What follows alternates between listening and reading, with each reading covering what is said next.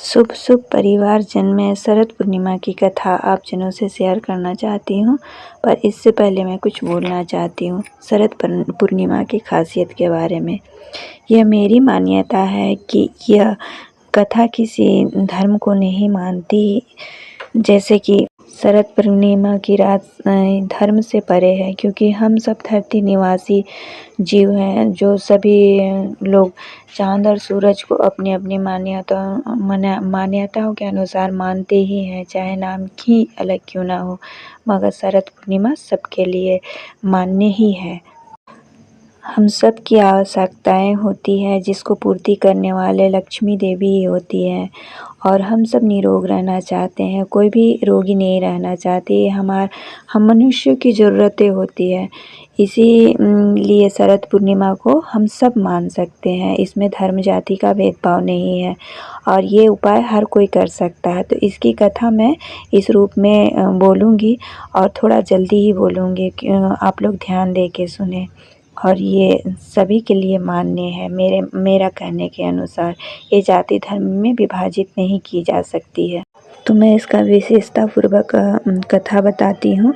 जीवन में आनंद, उत्सव और राग की प्रतीक है शरद पूर्णिमा, और ये सब जीवन में सभी तभी आते हैं जब आप निरोगी हो। शरद पूर्णिमा हमें स्वस्थ और निरोग रखने का दिन है। इस दिन चंद्रमा पृथ्वी से सबसे निकट होता है, अपनी 16 कलाओं से पूर्ण होता है, उसकी किरणों से अमृत बरसाता है। इसलिए लोग इस रात्रि को खीर बनाकर चंद्रमा की रोशनी में रखते हैं। ये खीर आप एक चांदी के कटोरी में रख सकते हैं। अगर चांदी का कटोरी सबके पास उपलब्ध नहीं है, तो आप उस खीर में एक चांदी का कोई भी सिक्का हो, अंगूठी हो, या कुछ भी एक जेवर रख सकते हैं। चांदी शीतलता होती है और चांद को वो भाती है, इसलिए चांदी अनिवार्य है, ताकि हमें चंद्रमा की रोशनी में रखते हैं, और ताकि उसमें चंद्रमा की सुधामयी किरणों का प्रभाव आ जाए। चंद्रमा का जन्म समुद्र मंथन से हुआ था। समुद्र के इसी मंथन से देवी लक्ष्मी भी प्रकट हुई थी, और उन्होंने भगवान विष्णु का वरण किया था। एक पौराणिक मान्यता के अनुसार शरद पूर्णिमा के दिन ही देवी लक्ष्मी का जन्म हुआ था।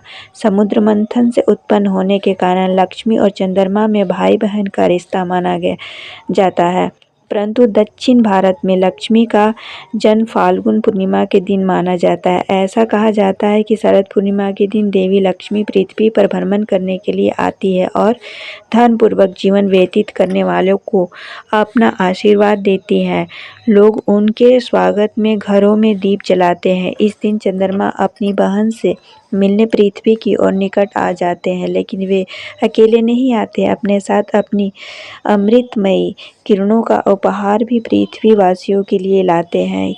यह शरद पूर्णिमा एक नाम कोजागरी पूर्णिमा भी है। कोजागरा का अर्थ है जो जाग रहा है। इस दिन कोजागरा यानी रात भर जागकर व्रत रखा जाता है। इसे मिथिलांचल में ज़्यादा प्रचलित है कोजागरा के नाम से। इससे देवी लक्ष्मी प्रसन्न होकर सुख समृद्धि प्रदान करती है। इसे नवान्न पूर्णिमा और कौमुदी पूर्णिमा भी कहा जाता है। शरद पूर्णिमा के दिन ही श्री कृष्ण ने महारास रचाया था, इसलिए इसे रास पूर्णिमा भी कहा जाता है। एक कथा है, कृष्ण ने रास में सम्मिलित होने के लिए देवी पार्वती को भी निमंत्रण भेजा। पार्वती ने रास में शामिल होने के लिए भगवान शंकर से आज्ञा मांगी।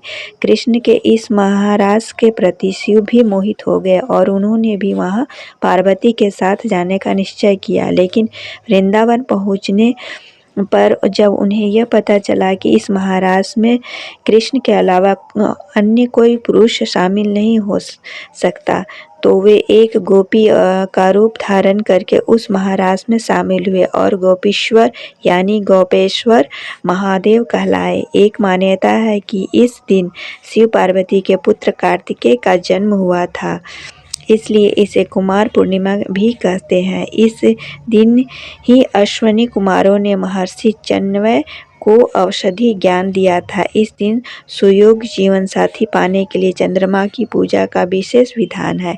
इस प्रकार से शरद पूर्णिमा को हम सब अपनी अपनी मान्यताओं के अनुसार मानते हैं और इसे मानना चाहिए, इसका लाभ उठाना चाहिए।